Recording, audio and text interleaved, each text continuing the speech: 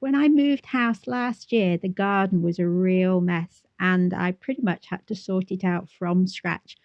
I thought it was time to take a look at how it's going after 9 months in the new house.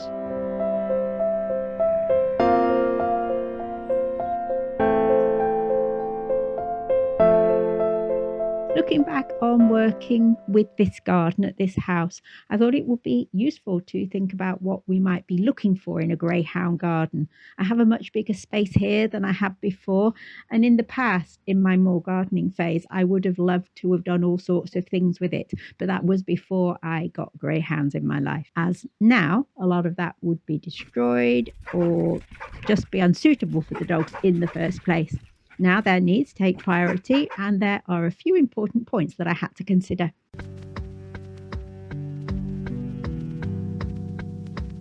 First and foremost, it has to be securely fenced with fences of a suitable height and no gaps or broken sections. Now the fences here were not too bad. The one side that was bad was addressed last year, and there was just one small bit at the back where the dogs could see over a low section.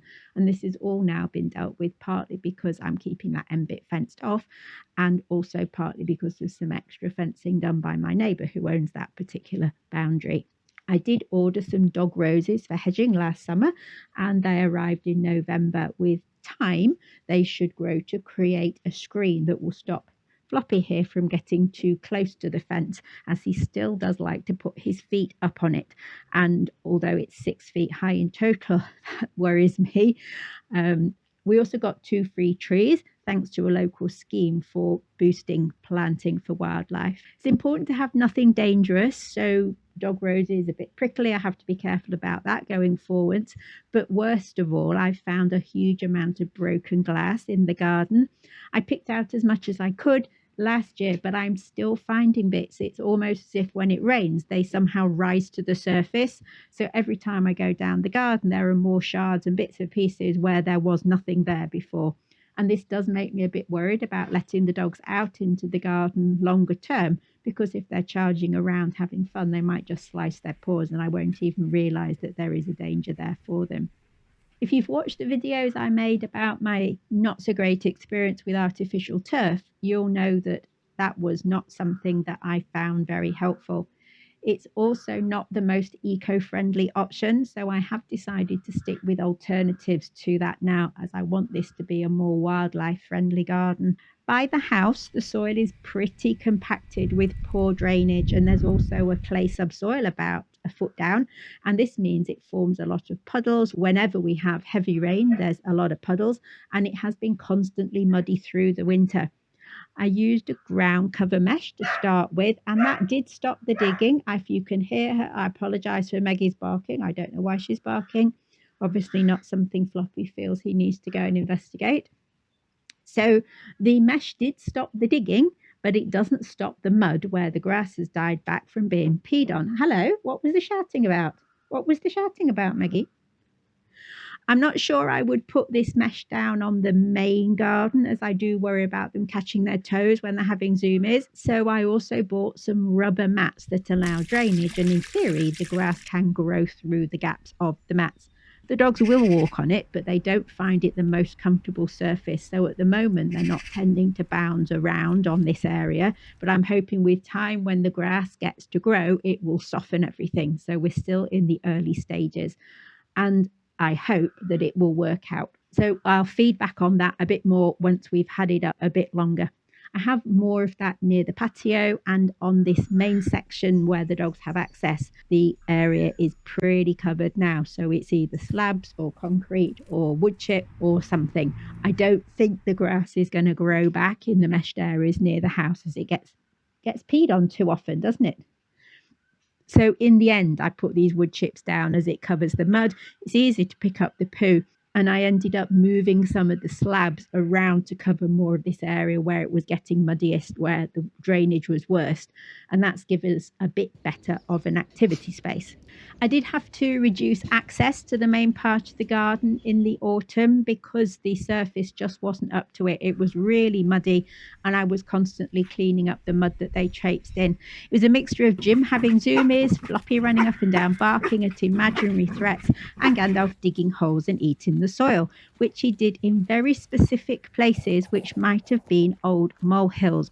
So as you can see now, it's starting to grow back, but I don't think it will stay that way if the dogs have access again this summer. So I've tried a few different options to try and keep it sectioned off. I initially tried creating a division with some rope, and it was interesting to watch how each of the dogs responded to this. Meg and AJ just respect the boundaries, stay on the side they're supposed to be on. Gandalf finds it's an insult to his right to roam and regularly gives it dirty looks, but he doesn't try to actually get through it. Floppy just slithers through it as if it doesn't exist.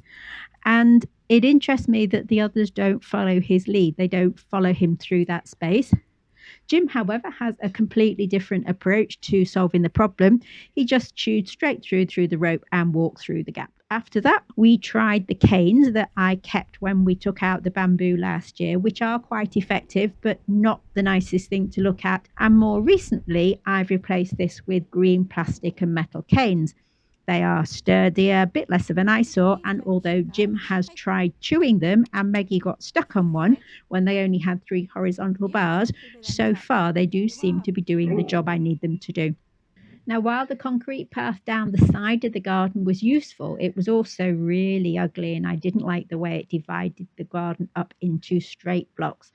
I gave in to the urge to get rid of it in about November, did some research into getting it dug up and removed, and then discovered that a wrecking bar and a lump hammer were much more fun and quite enough to destroy it. So, to save on the cost of having it removed by someone else, I dug it up myself, and to save on the cost of a skip, I ferried it all round the front and took it to the tip gradually over the space of about 3 months, because you can only take a small amount each week. Bought a couple of railway sleepers to make these steps level, and you can see what a mess the soil still is here, even after I've picked the worst of the stuff out. So you're going to need some grass seed or some turf on now the weather's getting better, and that means the dogs will have to stay off for a while longer. The seed I sowed last year is looking quite good now, but I don't think it's up to coping with zoomies yet, unfortunately. Taking out the path made way for my plan to create a second pond, because the depth of the path meant that there was quite a hole left behind when everything was out. So quite a lot lower than the grass. And so the idea is to have a little bit of a pond in the middle, but more of a boggy area around the edges for wildlife. Just a minute, Gandalf. I'll be keeping the dogs out of here, but if they do get in by mistake, it's shallow enough that it won't be too much of a risk. They're just going to get rather muddy at the time. And now it's warming up, I've started putting some plants in, so hopefully it will start to look better over the summer. In front of the dog roses along the fence, we've got some perennials. I've also added my 2 trees, a birch and a plum. And for the rest of this soil, I'm just putting down wildflower seeds and grass seeds, with the idea that I can just leave it to its own devices once it's established. But in the meantime, the dogs will have to stay out, else it will just be flung around all over the place when they have their zoomies. Apart from a few crocuses, nothing has appeared this spring other than plants that I brought with me. So I suppose I'm not surprised at that, but you never know. There might have been something hiding there waiting to grow in the spring. I'm not planning on buying lots of cultivated plants, but I think one job for the autumn will be to put in some bulbs so it looks more cheerful next March. The other criteria, of course, for a doggy garden is somewhere to sunbathe, and most of mine do love to be out on the patio area. Even AJ has taken to sitting out here, and he didn't tend to come out that much at the last house. They like me to lay out something for them to sleep on, and then they snooze away in the sun. Maggie has also discovered the delights of Floppy's bench in a sheltered corner that's very pleasant even on cooler days. But Floppy, however, is not so keen about the competition for his throne. The section by the house here that I'm sitting in with Floppy now has turned out to be a really useful area, comfortable even when it's not that warm, as we're a little bit secluded from the breeze and of course the rain. And we've been using it a lot over the winter to do little DIY projects undercover, to feed the dogs when it's wet or get them ready for walks. And Floppy often comes and sits out here just as somewhere else to sit. And of course, we use it to record our videos.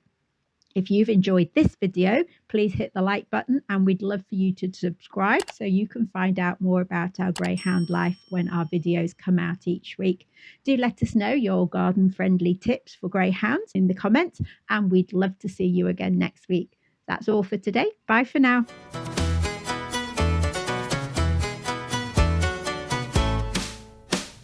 In the garden's glow where the wildflowers sway, a jay's barking loud, let's all come out to play. Maggie's chasing butterflies, Jimmy's on the run. Yeah, Dolph and Floppy basking, oh isn't this fun? Sprinkle some joy, let the sunshine be. In this happy place, we're living the dream.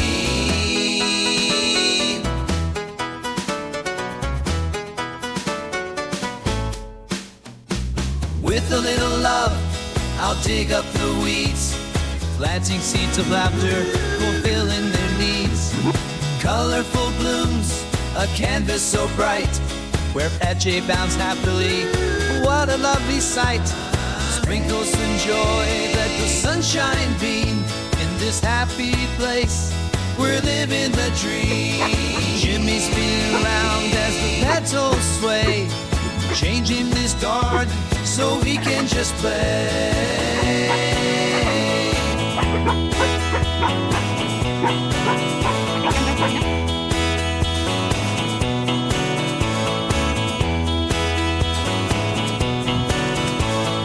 Charging around, they clear a space.